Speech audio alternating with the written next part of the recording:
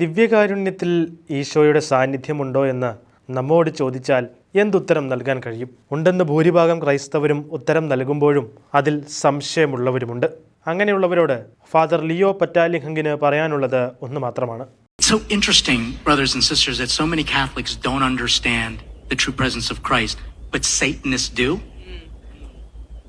That they are actually sent on mission to actually enter into our churches and to steal the Eucharist so as to desecrate it, which is why we have to really be attentive as ministers of the Eucharist, but also to make sure that our lay people, if they are commissioned as extraordinary ministers of communion, that they don't think that it's just a nice little job and they're just handing out a gift. No, no, no.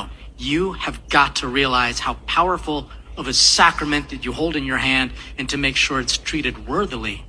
Because Mom and Mother Church are right. You are what you eat. And if we take that seriously, then what we receive is supposed to transubstantiate us.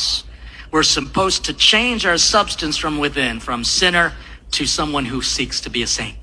സാത്താൻ ആരാധകർ പോലും ദിവ്യകാരുണ്യമായി നമ്മിലേക്ക് എഴുന്നള്ളി വരുന്ന യേശുവിൽ വിശ്വസിക്കുന്നവരാണ്. അതുകൊണ്ടാണ് അവർ ദേവാലയങ്ങളിൽ പ്രവേശിച്ച് തിരുവോസ്തി അപഹരിക്കുന്നതും അതിനെ അവഹേളിക്കുന്നതെന്നും ഫാദർ ലിയോ പറഞ്ഞു.